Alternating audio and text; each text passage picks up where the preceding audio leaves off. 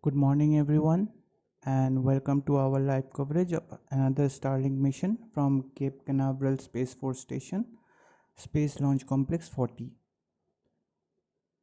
We are awaiting for a Falcon 9 liftoff at 7:30 a.m. Eastern Time from Slick 40, Eastern Florida, for a southeasterly launch for SpaceX Starlink mission.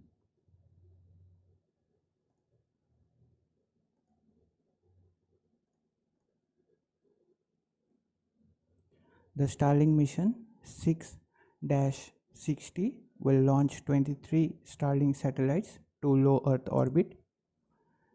This launch marks SpaceX's amazing 350th overall launch. Hello, my name is Dipta Maitra, performing the commentary for today's mission launch. We are super excited bringing you the coverage of SpaceX's 56th overall launch and 55th launch of Falcon 9 of this year. This will be the 39th dedicated Starlink mission of the year for SpaceX. Prior to today's launch, SpaceX has launched 857 Starlink satellites so far over 38 flights. And this year, overall 6,505 Starlink satellites to date. Now, before getting into the mission details, just a reminder, NASA announced that the Boeing Starliner crew flight is now aiming for June 1st at 12:25 p.m. Eastern Daytime and 16:25 hours UTC, with backup dates on June 2nd, 5th and 6th. Be sure to tune in.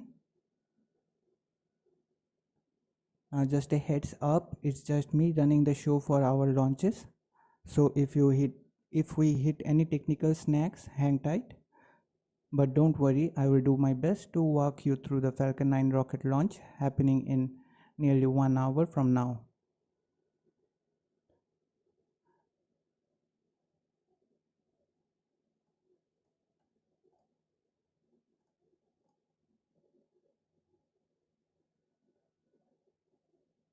Now let's get back to today's mission.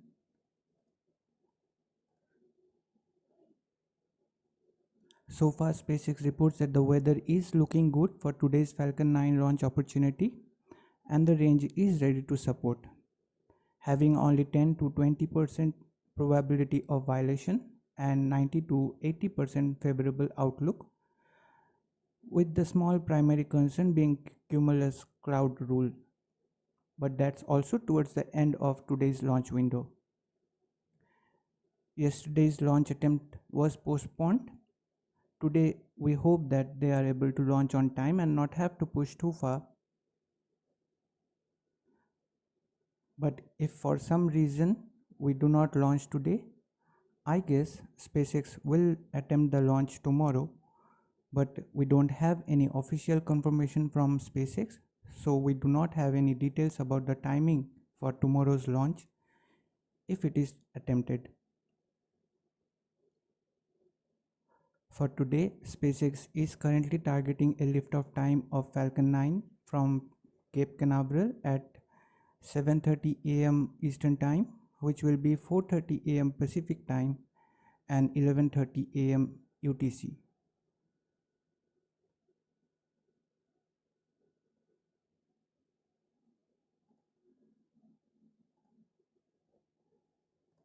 Now, if you haven't already, please like this video to help YouTube's algorithm bring in more space fans and rocket enthusiasts.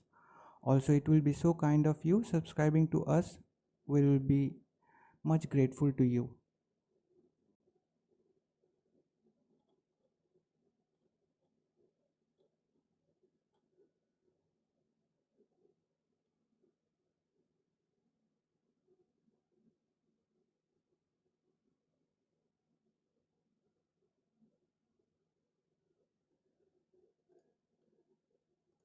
Now let's take a look at today's payload details.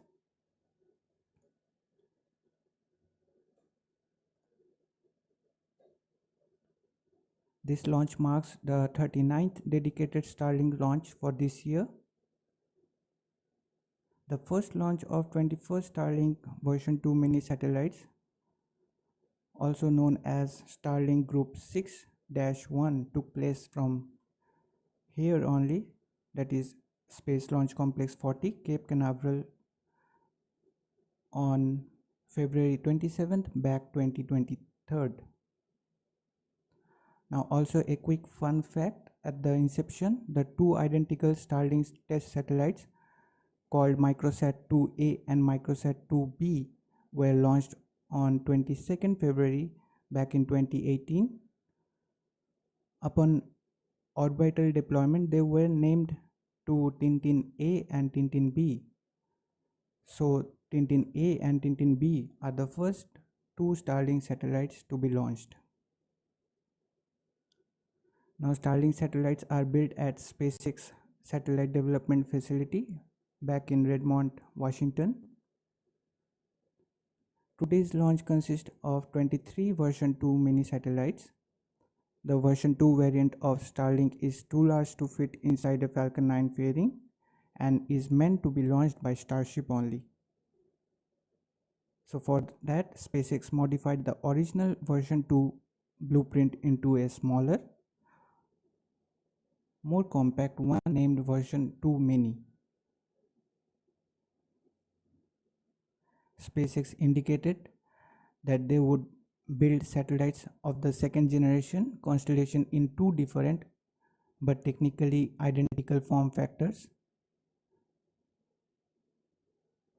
One with the physical structure tailored to launch on Falcon 9, that is version 2 mini, and another tailored for the launch on Starships, that is version 2.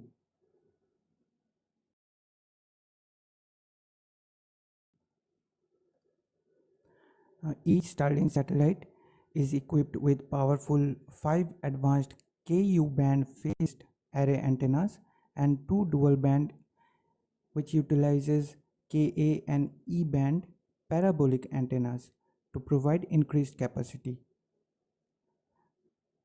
These utilizes Ku, Ka and E band frequencies, allowing Starlink to provide high bandwidth connectivity, that is 4 times more capacity per satellite than the earlier versions. Each satellite features a dual solar array with a size of 52.5 square meters, which unfurls to a wingspan of 100 feet. Also, it has a high capacity battery to provide power to the payloads.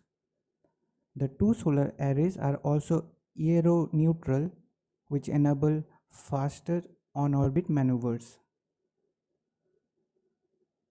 Each Starlink satellite contains 3 space laser transponders, optical inter-satellite links or ISLs, for intercommunication, operating at 200 gigabytes per second, which together across the constellation form a global internet mesh that can connect customers anywhere in the world, also enabling the spacecraft to transmit data without local ground stations, providing truly global coverage. Each Starlink version 2 mini satellite weighs nearly 800 kilograms, that is 1763 pounds.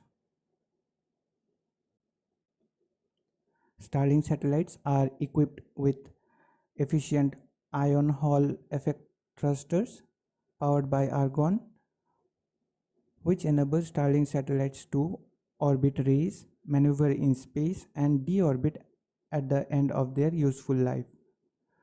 Starlink is the first Krypton-propelled spacecraft ever flown. Later switched to argon Hall effect thrusters for cost effectiveness. Also, upon switching to argon, Starlink is the first argon-propelled spacecraft ever flown in space as well. Now, relative to Krypton, the argon required to fuel Starlink version 2 satellites will be practically free. To put it into perspective, fueling its next constellation of almost 30,000 version 2 satellites could cost SpaceX less than fueling 4,000 version 1 satellites, which were based on Krypton. Also, SpaceX claims that its second generation thrusters using argon has 2.4 times the thrust and 1.5 times the specific impulse of the previously krypton fueled thrusters.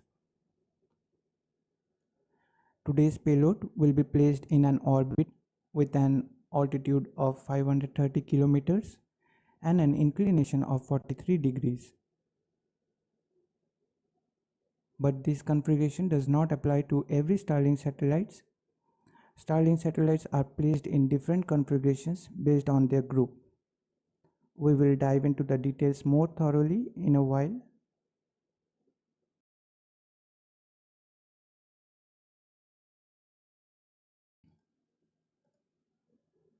Starlink uses custom-built navigation sensors named star trackers that survey the stars to determine each satellite's location, altitude, and orientation for best possible broadband throughput. Each Starlink satellite contains 4 reaction wheels which provide agile altitude control for the vehicle, and the hot sphere configuration ensures high reliability operation, and its aluminum flywheel is fully demisable at the end of life. Also worth mentioning, the Starlink satellites are equipped with an autonomous collision avoidance system for avoiding collision with other spacecrafts and space junks autonomously, which utilizes US Department of Defense debris tracking database.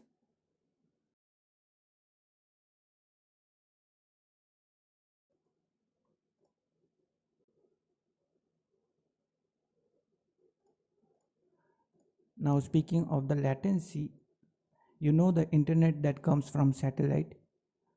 Most of the time it's from a single satellite that orbit way up about 35,786 kilometers from Earth. Because it is so far away, the time it takes for data to go back. Just excuse me for a second.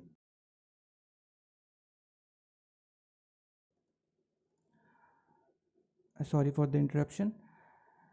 Because it is so far away, the time it takes for data to go back and forth, what we call latency, is pretty high.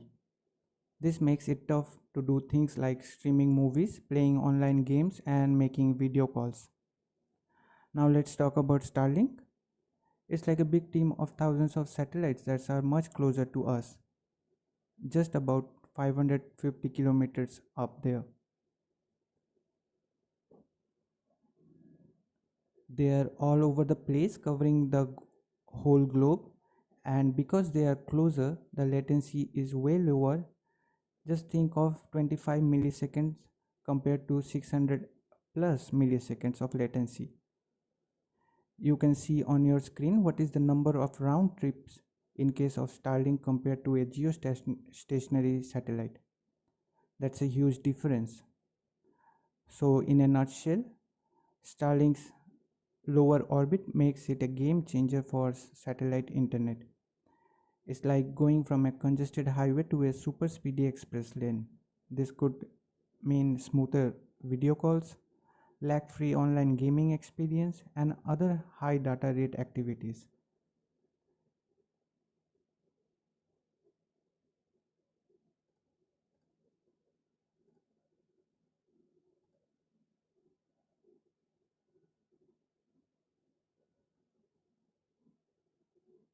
Now on your screen you can just see the difference of the latency, how much it is between a geostationary satellite and a Starlink satellite.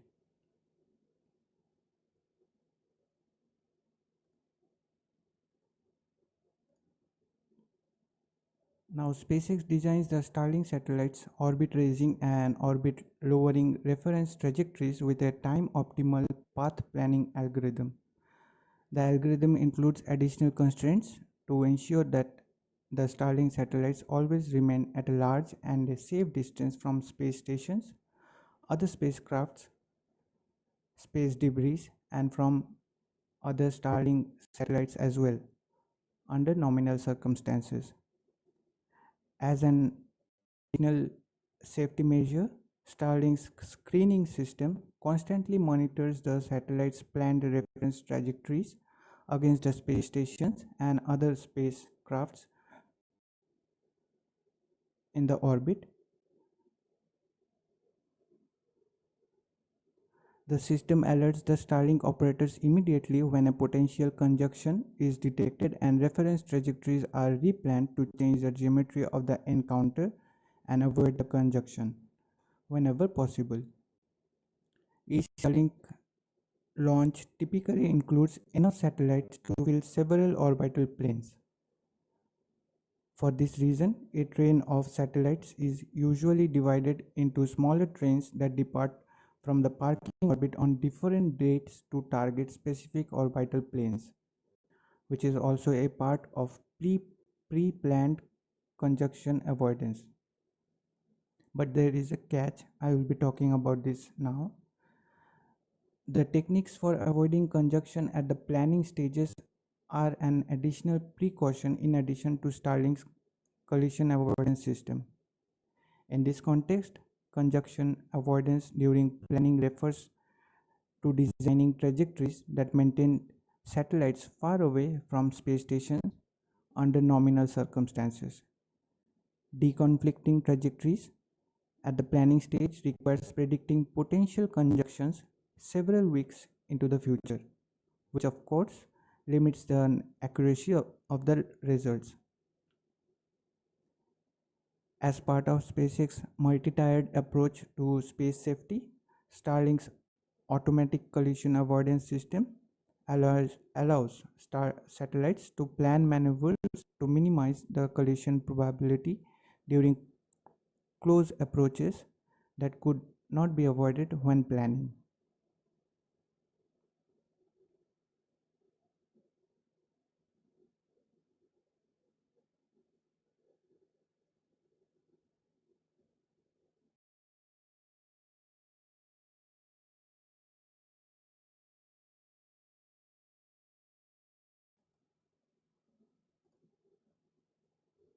On your screen, you can see also what happens to a Starlink satellite when it gets an hint of a conjunction.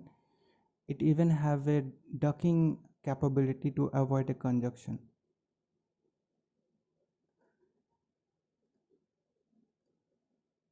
Now let's look into the table we have here for the orbital status of second generation Starlink satellites.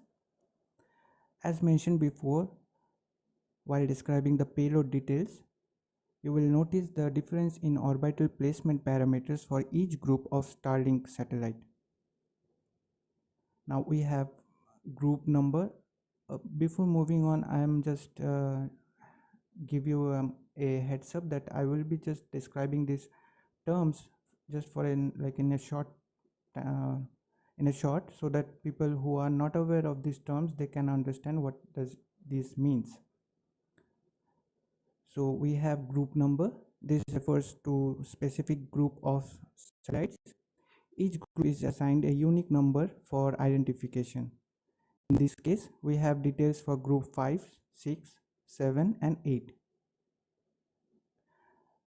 Next we have nominal altitude.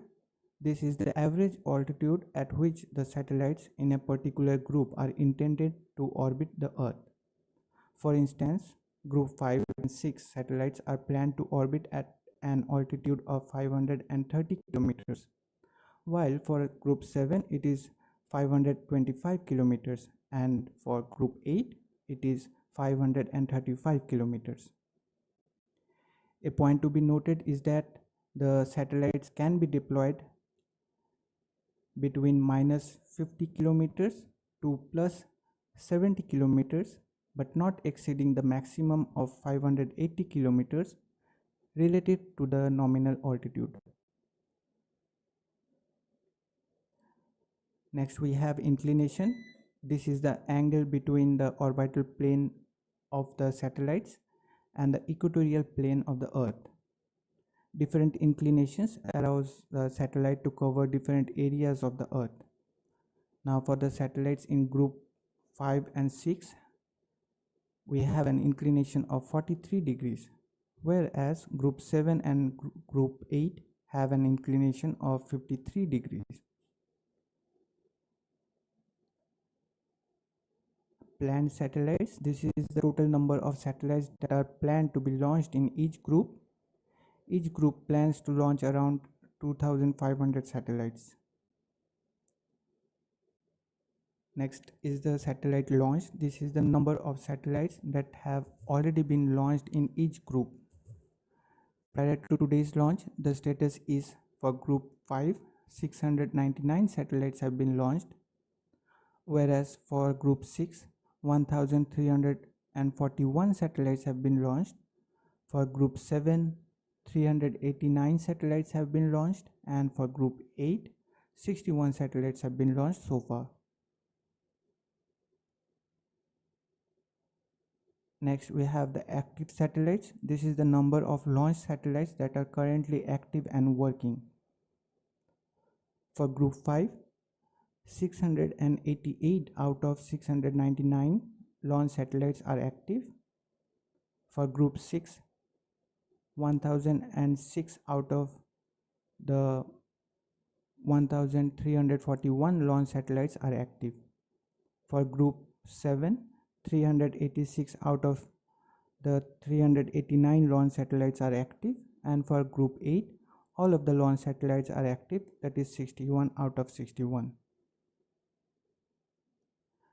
Next is the required satellite for completion. This is the number of additional satellites that need to be launched to complete the orbital shell for each group.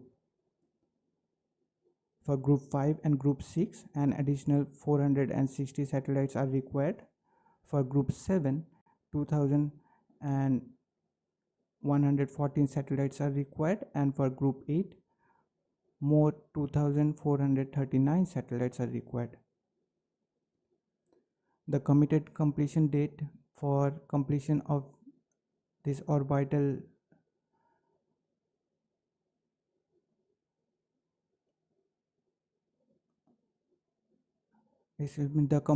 committed completion date for half of the project is December 2028, and for the full project is December 2031.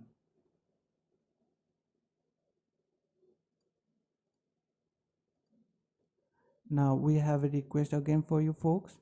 If you haven't already, consider giving this video a like. It really helps YouTube's algorithm to bring in more space fans and rocket enthusiasts. And if you are feeling we are adding value to your viewing experience, please consider subscribing to us. We would be super grateful for your support.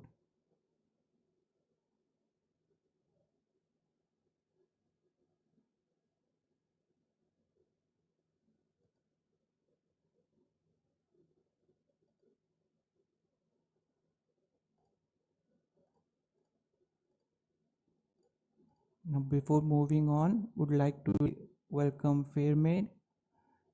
Thanks for joining us, and also thanks for intimating yesterday that you won't be available.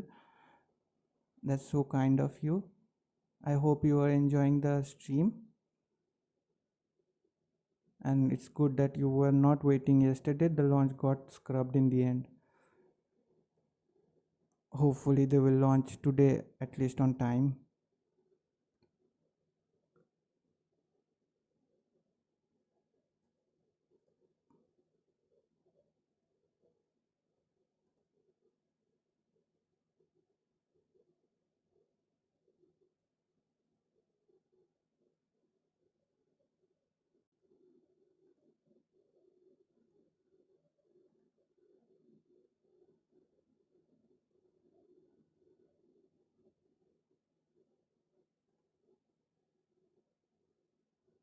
I guess the SpaceX has delayed again the launch,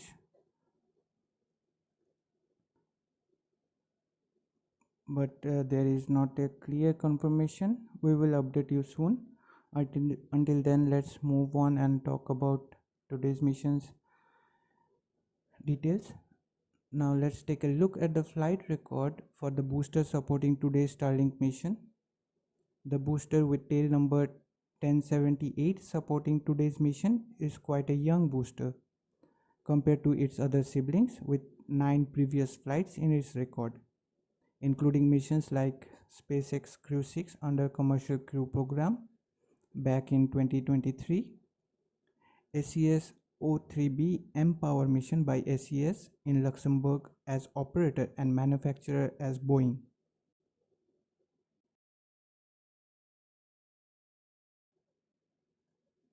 Next we have USSF 124, a classified launch for US Space Force under the National Security Space Launch Program, and 6 Starlink missions.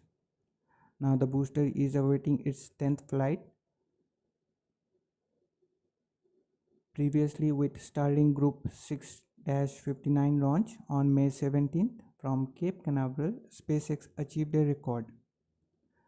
For the first time, a Falcon booster with tail number 1062 launched for record-breaking 21st time.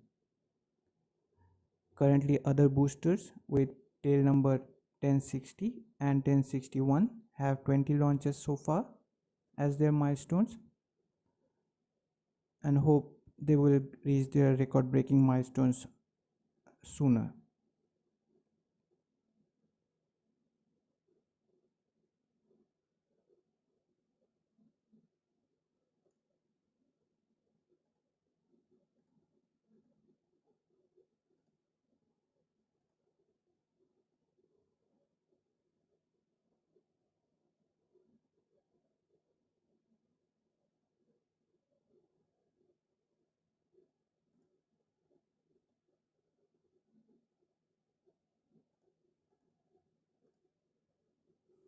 Now let's have a look at the bar graphs for the Falcon 9 launches this year.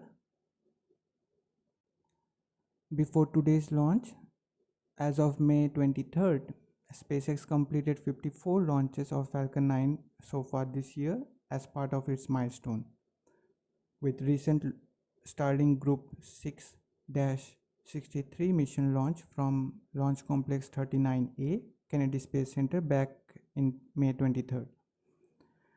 SpaceX hit a big milestone this year, 50th launch, with previous Starlink 8-7 mission. That's just 2 more than half of last year's Falcon 9 launches, which totaled 48.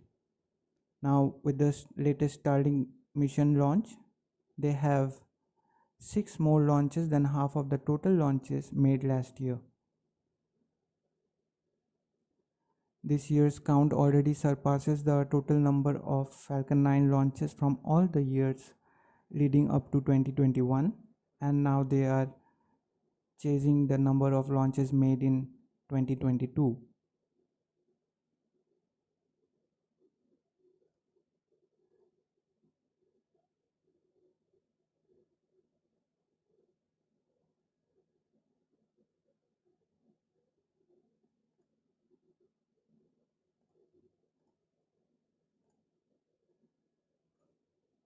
Now with today's launch of Starlink Group 6-60 mission, the bar graph depicts 55 Falcon 9 launches so far this year.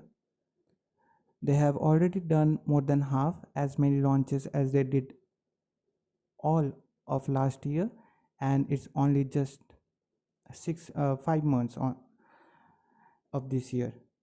If they keep up with this pace, they are on track to hit 140 to 148 launches by the end of the year. SpaceX is really pushing hard towards their big goals. Also, we have upcoming 4th integrated flight test of Starship, tentatively on June 5th, pending regulatory approval.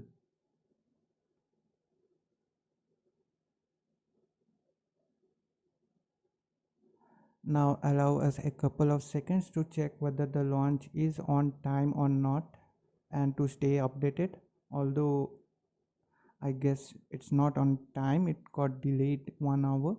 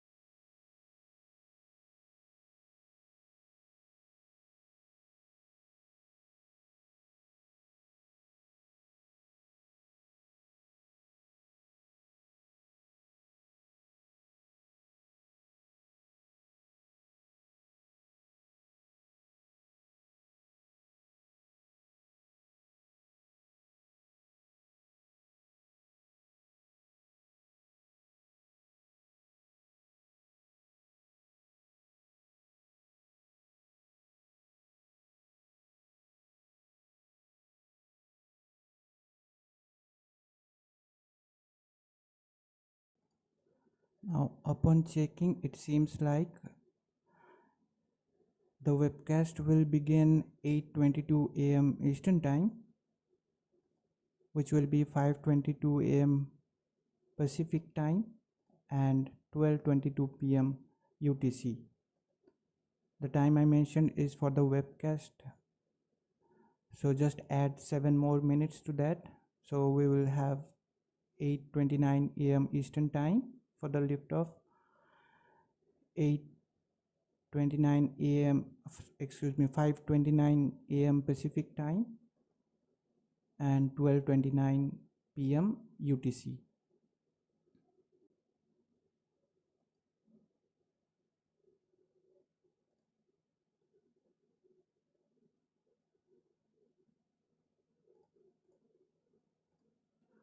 Now let's go ahead as we progress through the countdown.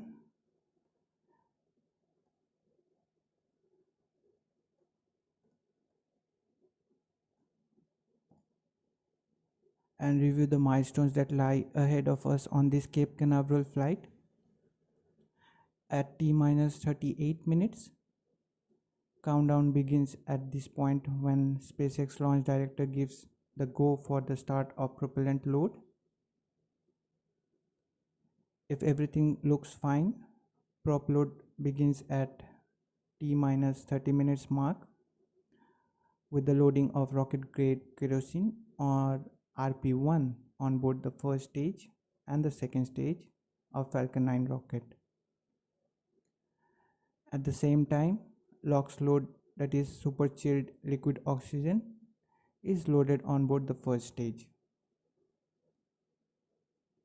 And then at T-minus 16 minutes, which will be the next event that we are looking for here, that's when the second stage liquid oxygen load begins. And at T-minus 7 minutes, that's when the chill down of 9 Merlin engine gets away. It involves flowing a small amount of liquid oxygen through the plumbing and turbo pumps that helps protect the engine from the risk of thermal shocks and damages during the startup sequence. At about 6 minutes before liftoff, the first stage kerosene tank should be full. In a T-minus 4 minutes, 4.5 minutes, the strong back retract sequence begins.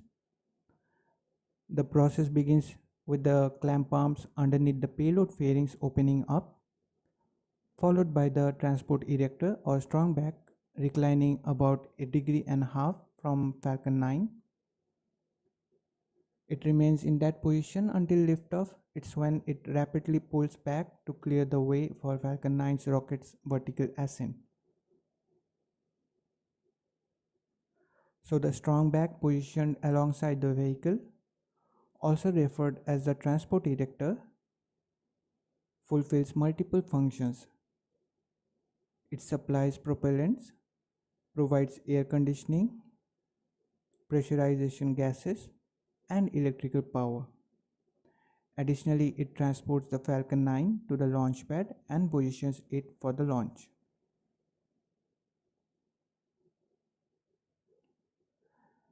At the T-minus 3 minutes mark, the first stage liquid oxygen loading should be complete, followed by the second stage liquid oxygen loading wrapping up at T-minus 2 minute mark.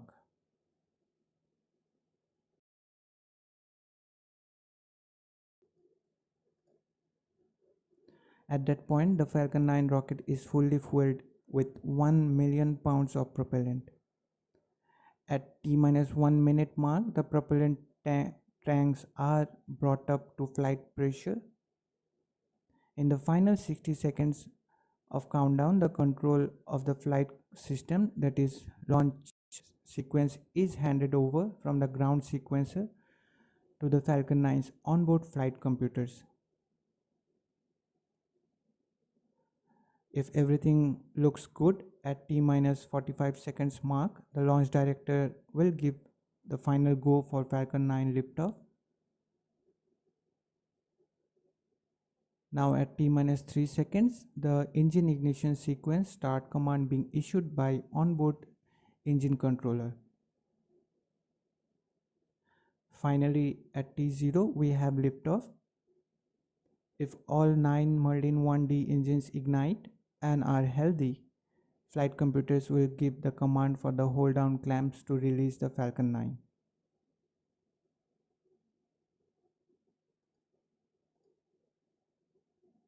Now currently, as of now, we are targeting 8:29 a.m. Eastern Time, 5:29 a.m. Pacific Time, and 12:29 p.m. UTC.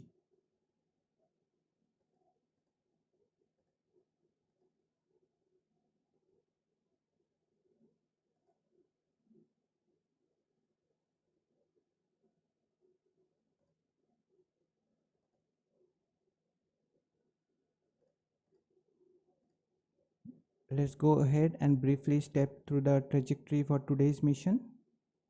Falcon 9 will lift off from Space Launch Complex 40 from Cape Canaveral Space Force Station with spacecraft on board the batch of 23 Starlink satellites for a southeast trajectory heading into low Earth orbit, that is to the sixth shell of Starlink constellation, indicated by that green line on your screen.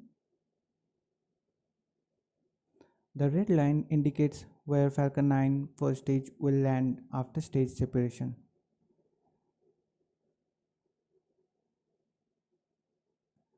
Just a little later, leaving Florida's Space Coast. This is going to be a drone ship landing using autonomous spaceport drone ship. For today, it is A Shortfall of Gravitas drone ship, one of the two here on East Coast, which means that the first stage booster with tail number 1078 flying for its 10th time will be returning heading out to the drone ship for its landing.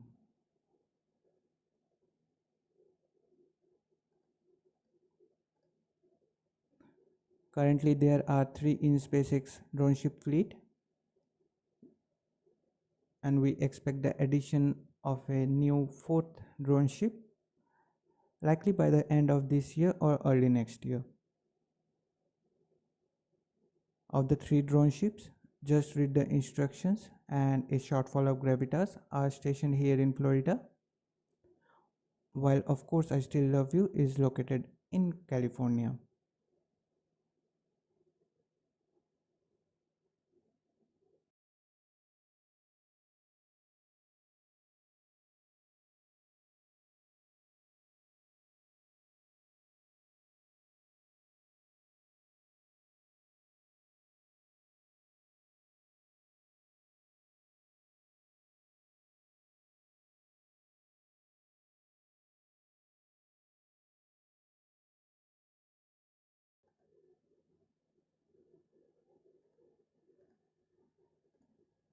Now just for a quick knowledge, what happens when the booster needs to execute a land landing but lacks sufficient propellant margin?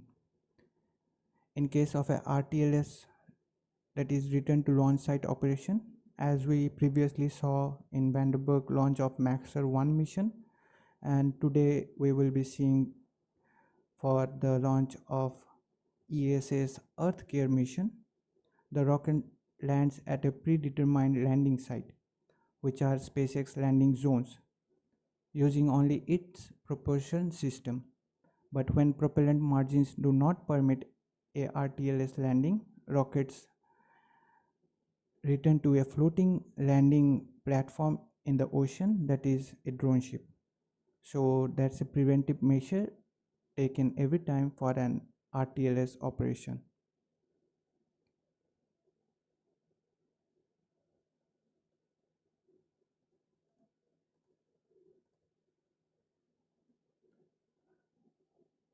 Now let's move on and talk about the fairing recovery. The 2 halves of the payload fairing will be recovered slightly farther downrange from where the first stage lands on the drone ship. After they will smoothly splash down with the guidance of parachutes. SpaceX will utilize a recovery vessel to retrieve them from Atlantic waters. SpaceX manufactures the fairing in-house with the total cost of nearly $6 million for two halves of the fairing. No wonder that SpaceX aims to recover the fairings for repetitive use, mirroring their approach with rocket boosters and upholding the motto of reusability and sustainability. SpaceX has dedicated years of effort to the recovery and the reuse of payload fairings.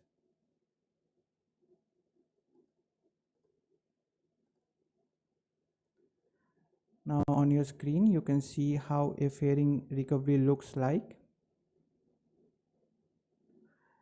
Today's supporting recovery vessel is Doug, another recovery vessel Bob currently awaiting its next assignment. For the previous Starlink mission, that is Group 6-63 mission, the supporting fairing recovery vessel was Bob. SpaceX has named its two new recovery ships Bob and Doug after Bob Bacon and Doug Hurley, the two NASA astronauts and the first crew SpaceX launched for NASA under commercial crew program on Demo 2 mission to our International Space Station back in 2020.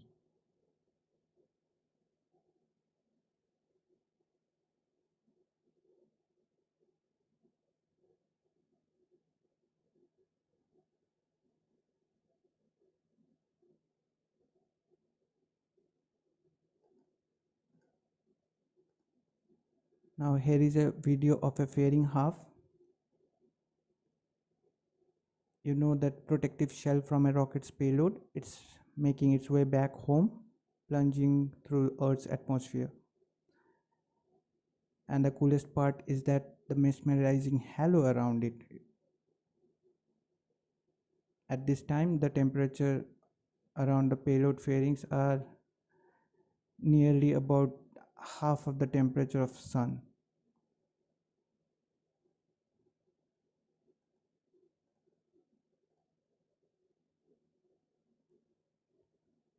Now let's have a quick look through the launch timeline for Falcon 9 rocket passing these events following liftoff. At t plus 1 minute and 11 seconds, Falcon 9 will pass through max Q, a point of greatest aerodynamic pressure on the vehicle. Then there will be a couple of different events in rapid succession.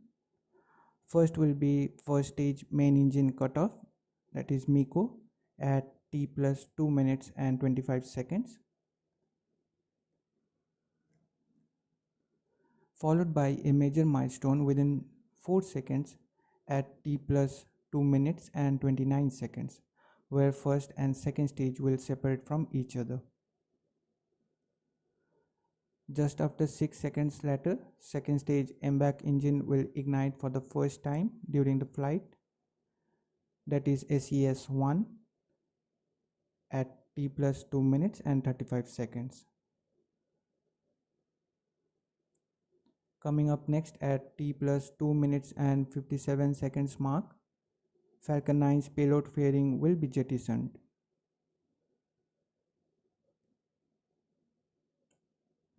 At t plus 6 minutes and 1 seconds, the first stage entry burn will begin, lasting for 26 seconds up to 6 minutes and 27 second mark, ending the entry burn for the first stage. At this time around, we will hear the callouts for stage 1 FTS, that is flight termination systems, being saved. For the stage 1 FTS being saved, or one can say flight termination systems are turned off or disabled after the re-entry burn, while for stage 2 FTS is saved after the orbital insertion burn. We will also hear the callouts for stage 1 being transonic and second stage being in terminal guidance. Next major milestone at T plus 7 minutes and 52 seconds, the first stage landing burn will commence, which will orient and set up the first stage for SpaceX iconic precision landing. At T plus 8 minutes and 15 seconds, the first stage will land on droneship, A Shortfall of Gravitas, marking SpaceX 313th landing overall.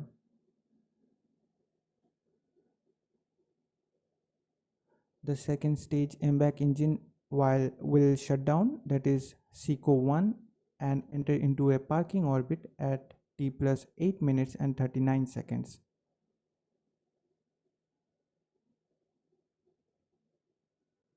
T plus 53 minutes and 57 seconds. The second stage MBAC engine will reignite for a short 1 second burn, that is SES 2, and turning it off at T plus 53 minutes and 58 seconds, that is SECO 2, which will set up Starlink satellite deployment at approximately T plus 1 hour, 5 minutes and 5 seconds.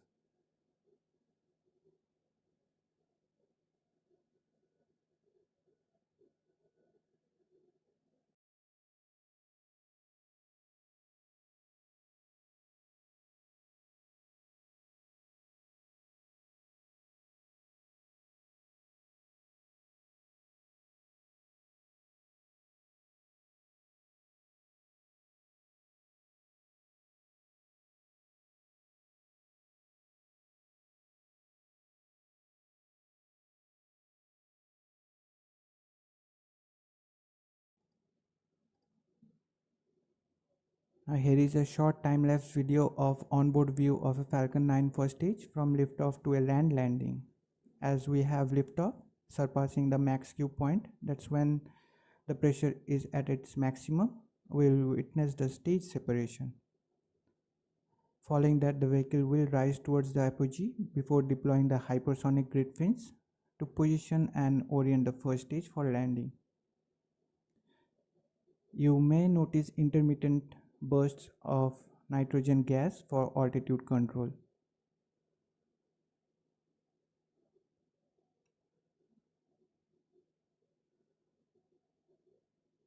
Then there will be an entry burn as we re-enter the Earth's atmosphere to slow down and protect itself from the heat of re-entry.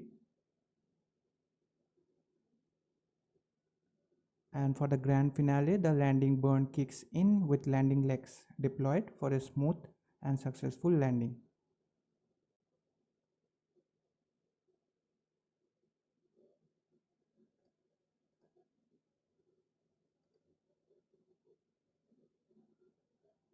Now, if you are vibing with us, please consider giving this video a like. It helps YouTube's algorithm catch the drift and bring more space lovers and rocket buffs our way. And if you haven't subscribed us, now's time. We will be totally amazed to have you on board. Your support means the world to us. Now coming to some stats related to today's mission launch. The launch marks 350th SpaceX overall launch and the 39th dedicated launch of Starlink satellites for this year. This is the 339th Falcon 9 launch to date. This will be the 10th flight of the particular Falcon 9 booster supporting today's mission with tail number 1078. It is the 55th Falcon 9 launch of 2024 so far and is SpaceX 56th overall launch of this year, including the third integrated flight test of Starship back in Texas. We are expecting the next fourth integrated flight test probably on 5th of June if everything goes as planned.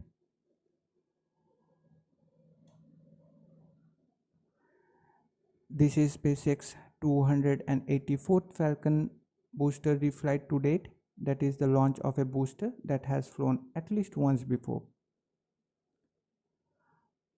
188th orbital launch for SpaceX launching from Sleek 40, and 243rd overall orbital launch from this pad, that is Space Launch Complex 40.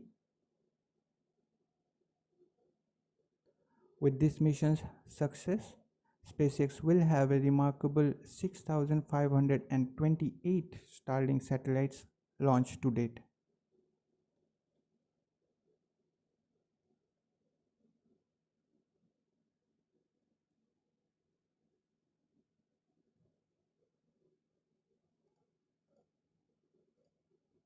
Now moving on to some reusability statistics. This launch marks 270th Falcon 9 booster reflight to date. This is the 72nd landing on A Shortfall of Gravitas drone ship. This will be the 10th landing of first stage booster with tail number 1078, and with this mission's first stage landing, which paves the way to 245th overall drone ship landing, marking 296th Falcon 9 landing to date and 313th SpaceX overall landing to date.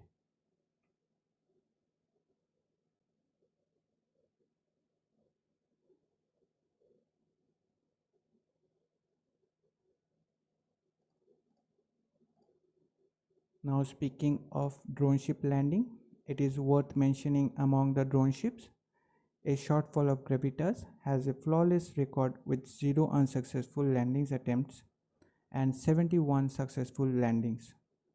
In comparison, Just Read the Instructions has encountered 3 unsuccessful landings with 82 successful landings. While Of Course I Still Love You has experienced 7 unsuccessful landings and 91 successful landings. This gives A Shortfall of Gravitas the lead in successful and clean drone ship landing attempts. Please note that these drone ship landing stats mentioned here are excluding today's mission.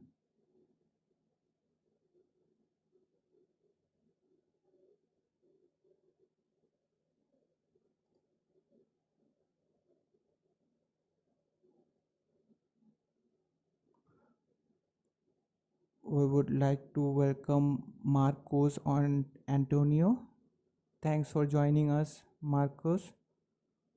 Hope you will be liking the stream.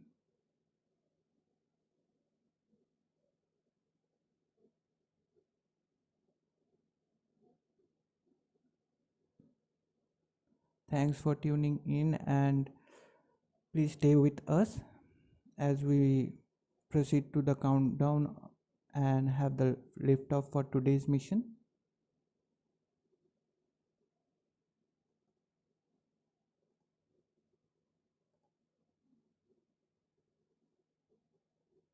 Now let's have a look into some key stats for SpaceX launches in this year, including today's mission.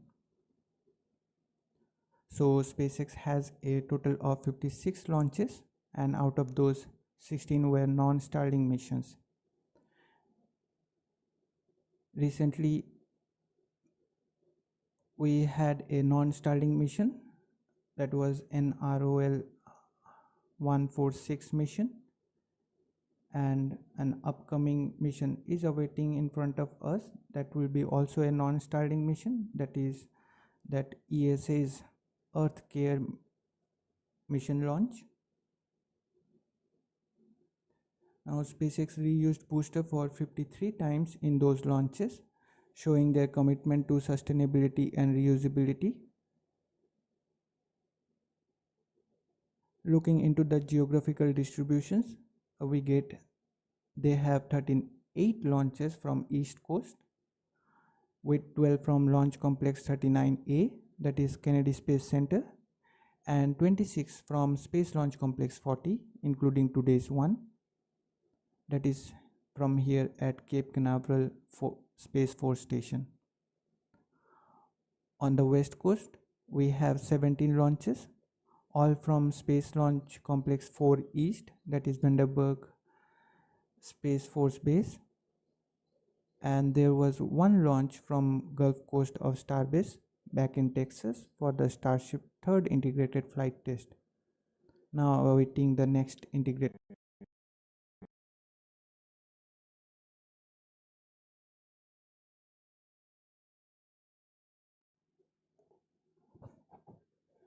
I beg your pardon, we had a little of power supply problem.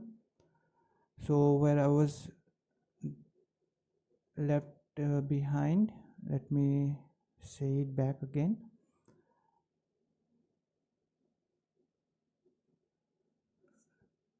So let's talk from the geographical distribution. I don't know from where I just had that power supply problem, so maybe I have missed some things while I was talking. So they have 38 launches from East Coast with 12 from Launch Complex 39A, that is Kennedy Space Center, and 26 from Space Launch Complex 40, including today's one, that is from here at Cape Canaveral Space Force Station. On the West Coast, we have 17 launches, all from Space Launch Complex 4 East, that is Vandenberg Space Force Base, and there was one launch from the Gulf Coast of Starbase back in Texas for the Starship integrated flight test for the third time, and now we are awaiting the next integrated flight test. As for landings, they have nailed it 54 times. Most of them were on drone ships with 42 successful landings, 14 on Of Course I Still Love You, 11 on Just Read the Instructions, and 17 on A Shortfall of Gravitas, including one from today. And for ground landings, they have pulled off 12, 8 times on landing zone 1, only 1 time on landing zone 2, and 3 times on landing zone 4 respectively.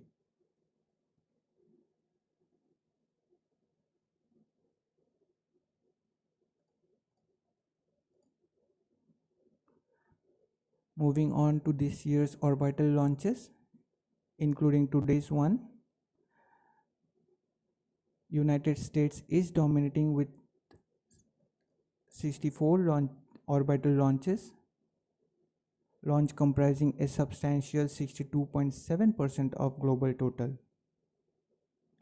Recently on 25th May, we had Rocket Lab's 48th Electron launching NASA's pre-fire CubeSats, and previously on 19th May, we have a suborbital launch of Blue Origin's New Shepard NS-25 crewed mission. Although suborbital launches are not taken into account for this pie chart.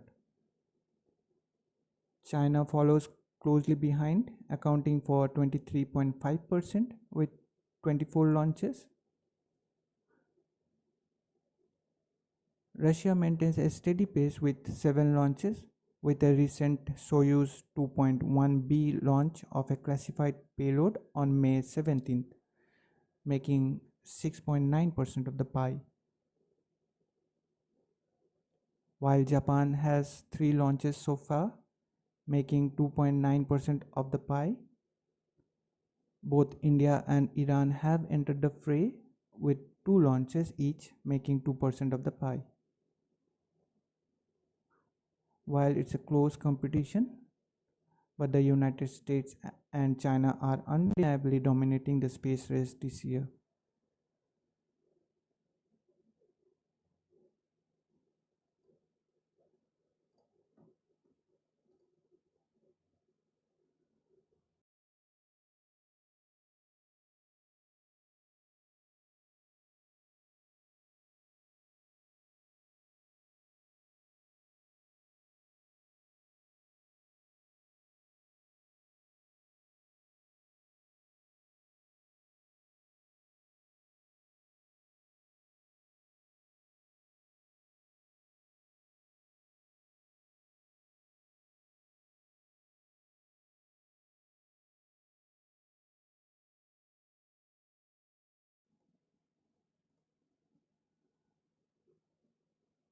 So now we have this pie chart showing 2024 orbital launches by rocket variations, including today's launch. Let's have a look and let me break it down for you. The green slice of the pie, that's the Falcon 9 rocket, a real heavy hitter this year, with a lion's share of 55 launches so far, making up more than the half of the whole pie at 53.9% and leading. Then we got this pink slice, or you can say purple slice, labeled others, which is a mix of different rockets, including Delta IV Heavy, Starship, Vulcan Centaur, ISRO's GSLV Mark II and PSLV DL, Japan's H3 and H2A, Iran's Simorgh and Kayam 100, Russia's Angara A5, China's Gravity 1 and others. These names are not exhaustive and I'm not taking all the names. But they have got 28 launches in total, which is 27.5% of the pie. That's impressive.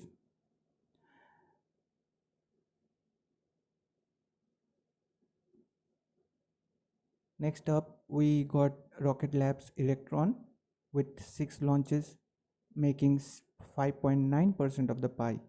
As mentioned before, recently we had Rocket Lab's 48th Electron launch on 25th May, launching NASA's pre-fire CubeSats.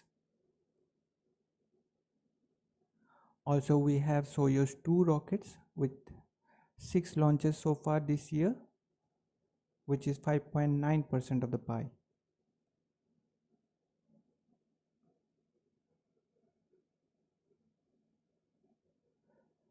Last but not least, we got the China's CZ-2D and CZ-2C rockets.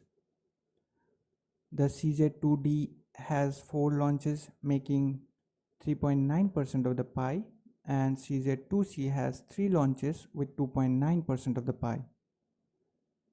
There might be smaller slices of the pie, but every launch counts.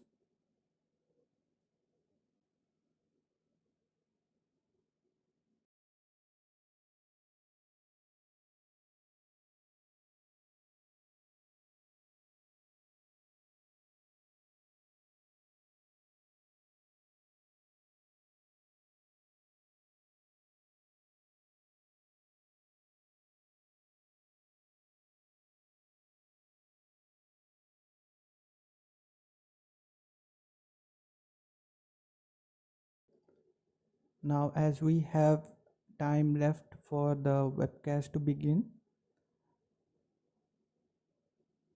let's learn about our very own Falcon 9 in details.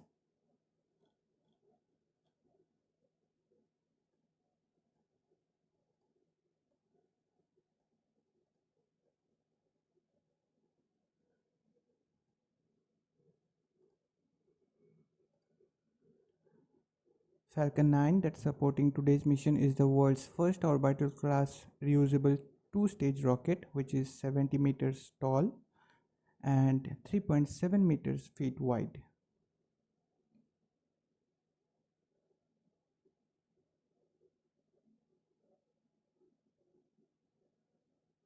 Excuse me, I said it wrong. 3.7 meters feet, 3.7 meters wide. I'm confusing myself. Designed for reliable and safe transportation of satellites, cargo and people into Earth orbit and beyond.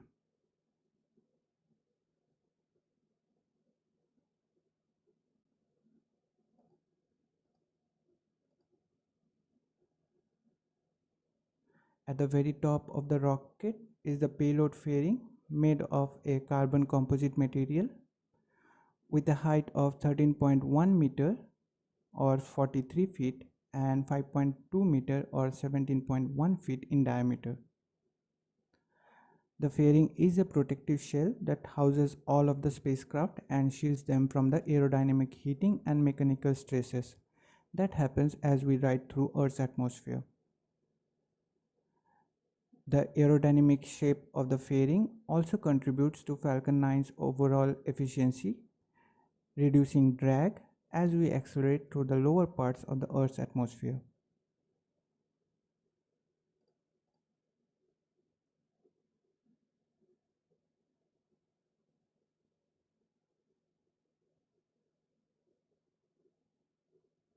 But once we get to the vacuum of space, those two fairing halves separate, exposing the payload within, and then those fairing halves will fall back to Earth, where SpaceX will strive to recover them and to refurbish and reuse on future flights.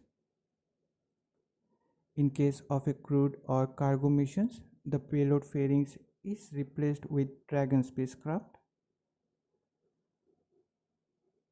Dragon is capable of carrying up to 7 people and cargo in spacecraft's pressurized section or both together.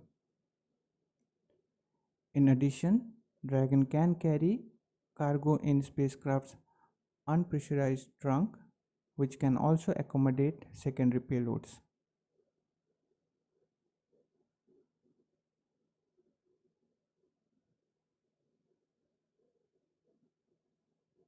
Now let's look into the chat. Welcome Lad, one of our close friend and also the moderator here on this channel.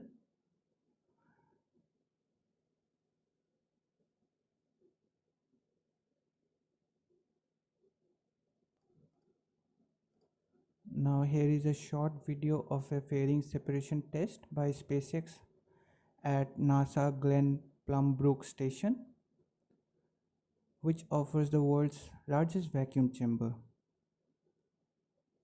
On your screen you can see how a fairing separation happens. This video is being slowed down as because this operation happens nearly 4 times the speed of sound.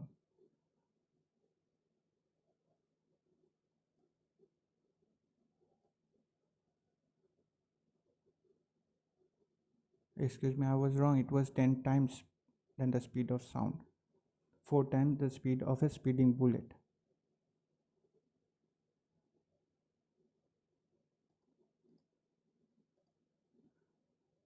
Now right below the fairing, we got our second stage that has a single Merlin vacuum engine or MVAC engine, which can produce 981 kilonewton of thrust, and that will ignite shortly after stage separation to take the payloads to their target orbits.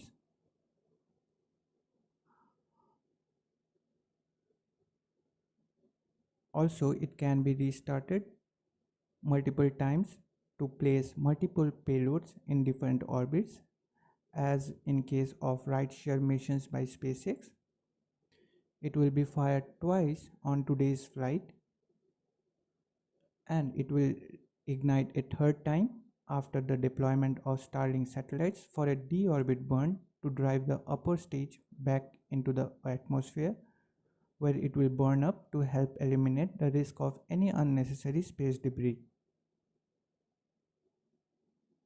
It is a modified Merlin engine only, equipped with a large nozzle, which is optimized for burns in the vacuum of space, which can produce slightly more than 0.22 million pounds of thrust. And the MVAC engine burns the same propellant mix as the first stage, that is kerosene and liquid oxygen.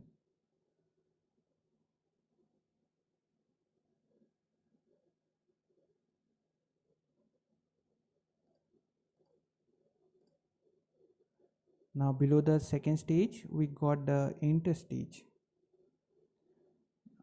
Interstage is a composite structure consisting of an aluminum honeycomb core, which is surrounded by carbon fiber. Where is the Merlin vacuum's nozzle, and the interstage is what connects the two stages, and also houses the center pusher mechanism that separates the first and second stages around 2.5 minutes into flight. It consists of deployable hypersonic grid fins which are titanium winglets that provide orientation and stability for the Falcon 9 as it comes back through the atmosphere. Located at the upper part of the inner stage are three mechanical latches that connect to Falcon 9's second stage. After the main engine cutoff of the first stage, the high pressure helium is used to release these latches, ensuring a smooth separation through pneumatic pushers.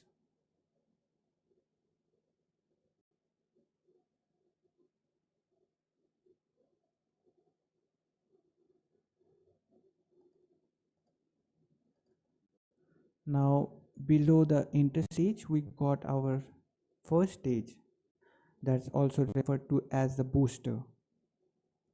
The booster makes up the bottom two-thirds of the vehicle, which is mainly aluminum lithium alloy tanks containing liquid oxygen and rocket grade kerosene RP1 propellant, and it is having 9 Merlin 1D engine at its base.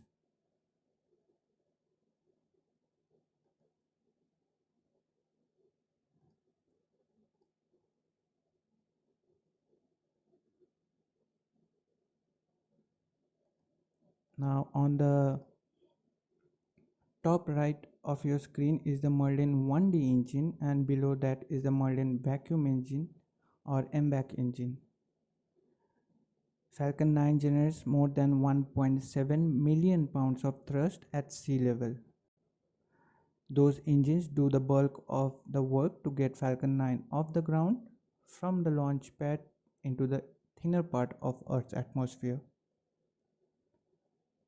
The 9 Merlin engine on the first stage are gradually throttled near the end of the first stage flight to limit launch vehicle acceleration as the rocket mass decreases with the burning of fuel. These engines are also used to reorient the first stage prior to re-entry and to deaccelerate the vehicle for landing. We are adding a bit of gas to firm up the tanks so the clamp arms can open with a solid structure holding the Falcon 9. Once these arms are open, we start reclining the strong back about 1.5 degrees away from the Falcon 9. We have heard the call out. The process is now underway, and you can see the clamp arms around the stage 2 are now coming to open.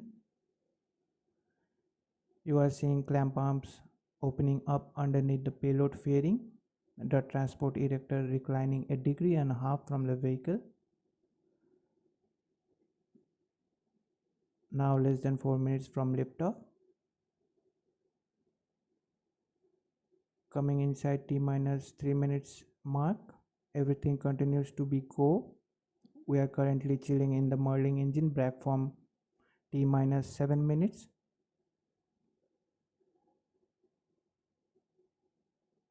You can see the strong back is now retracting away. It is a slow process. We have hydraulic actuators at the base of the strong back that will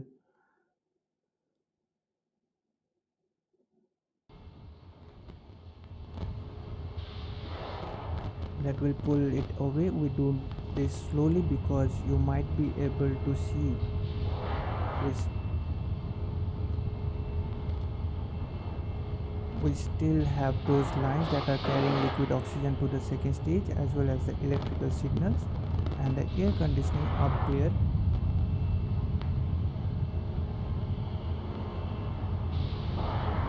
Stage 1, lock load complete.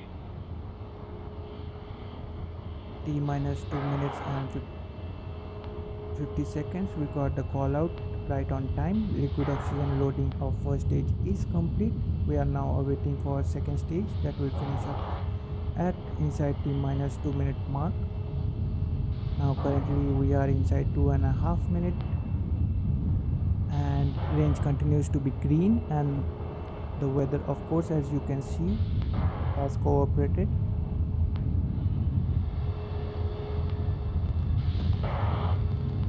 We'll be listening in a couple of seconds for the lock slot closeout on the second stage.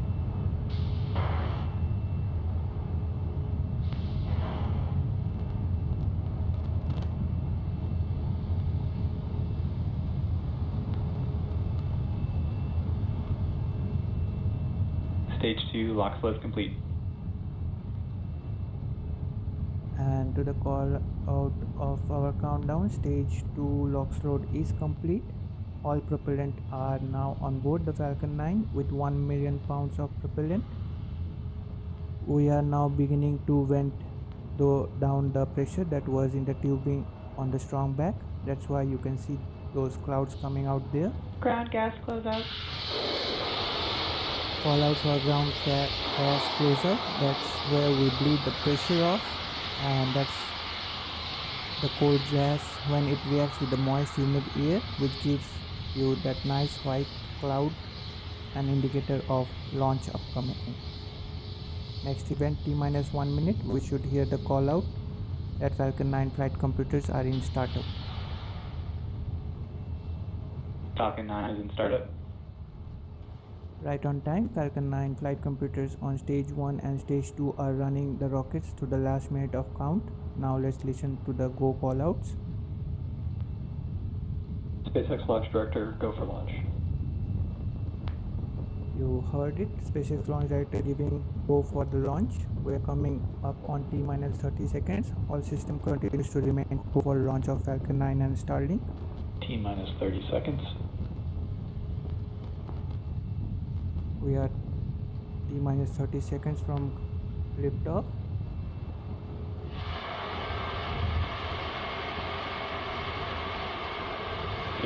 Seconds. Now we are at 15 seconds away from liftoff. 10, 9, 8, 7, 6, 5, 4, 3, 2, 1. Ignition and liftoff. Go start. Go start.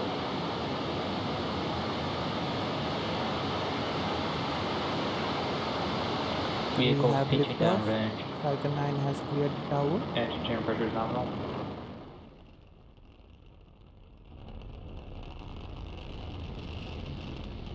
T+23 seconds into flight, Falcon 9 on its way with 23 Starlink satellites into low Earth orbit.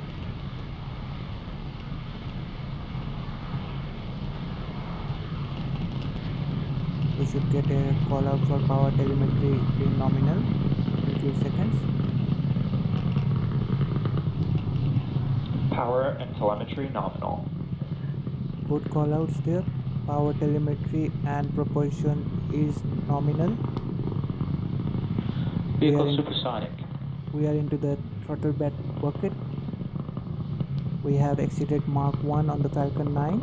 Now Falcon 9 is faster than the speed of sound as we have gone supersonic. Upcoming event is the Max Q. Max Q. We have gone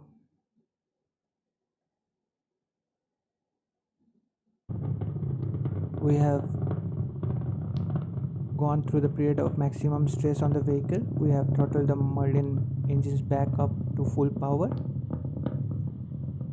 Expecting now a call out for MVAC engine chill.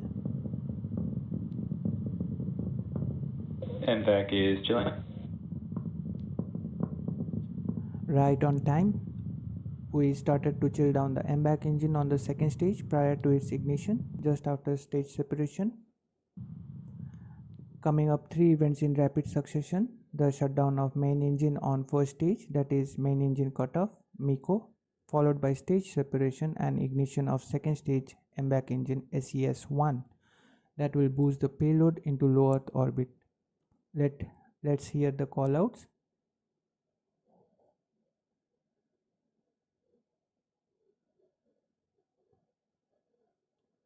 Main engine cutoff should be happening at T+25 seconds mark.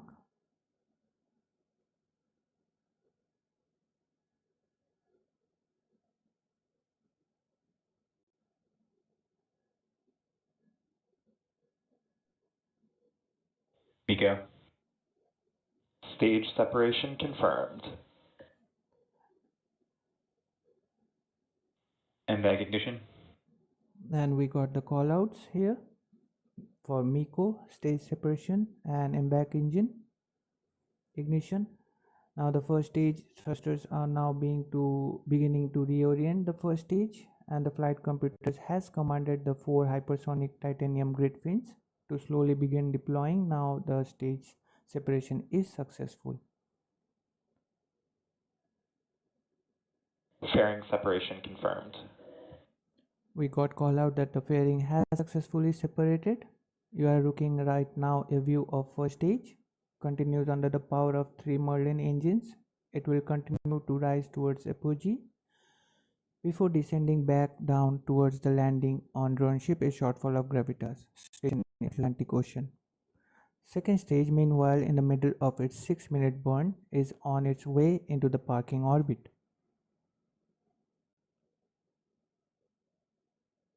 We should get a call out for both vehicles being on a nominal trajectory and are in good health.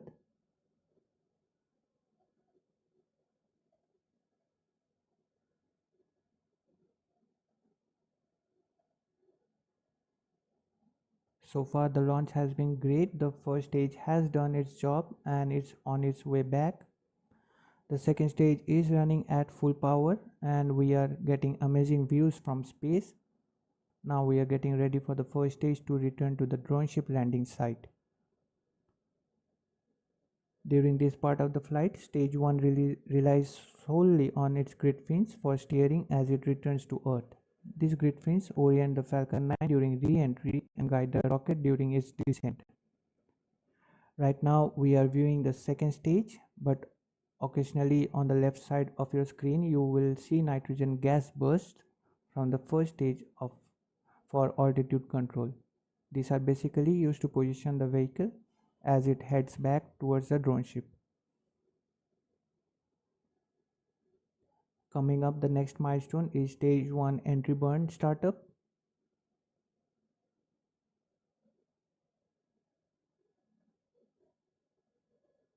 We are getting amazing views both from the first stage and the second stage.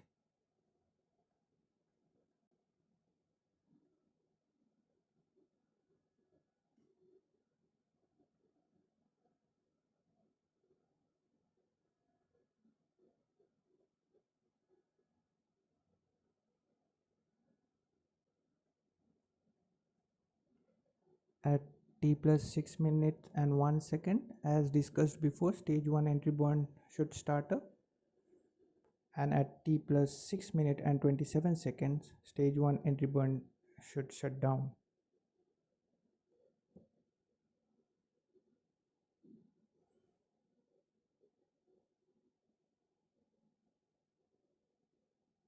Upon entry burn, the stage 1 FTS will be saved.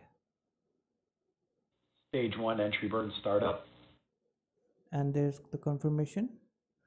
We have just lit 3 of the Merlin in 1D engines on the first stage. You can see now we are rapidly slowing the vehicle down as it enters the Earth's atmosphere, and this burn should last just around 26 seconds.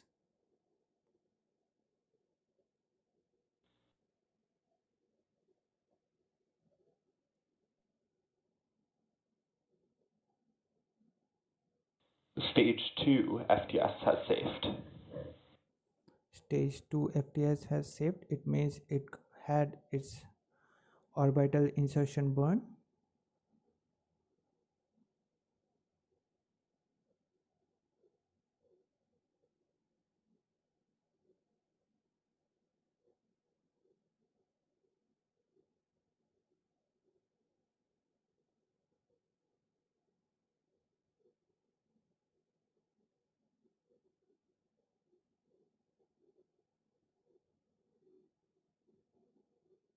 The Falcon Stage 9, 1 transonic. you just heard the call out. Stage 1 is now traveling slower than the speed of sound as it heads towards landing. Speaking of landing, we are just about 60 seconds away from that.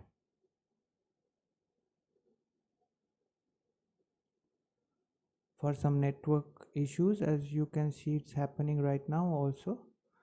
We didn't got the call out for stage 1 entry burn shutdown, but that happened at t plus 6 minutes and 27 seconds. Stage 1 landing burn. There we go. Great shot of that landing burn. Stage 2 terminal guidance. With that center E9 engine now lit, we are slowing down the vehicle very rapidly. Should be seeing those landing legs deploy any seconds now. Stage 1 landing leg deployed.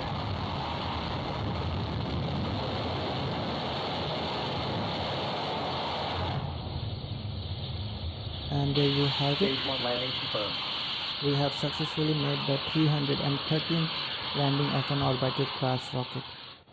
Coming up next, we will have the second stage engine cutoff, or SECO 1, and following that event we will enter into 45 minutes of coast phase as the vehicle ascends to its target orbit.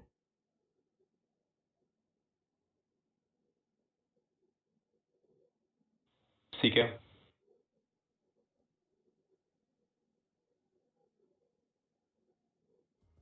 We got a call out for the MBAC shutdown engine.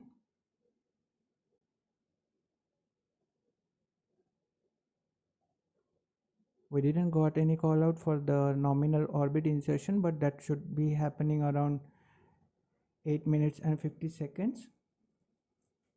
And these were the call outs we were waiting for. Today's landing marks 313th overall landing of an orbital class rocket. With that, we will wrap up our coverage for now.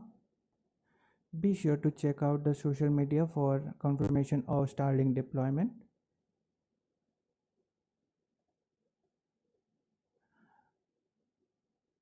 We want to thank all of you joining us with today's launch, and we hope you will enjoy the week ahead. Hope you enjoyed the stream, although it stretched a little bit long because of the delay in the launch.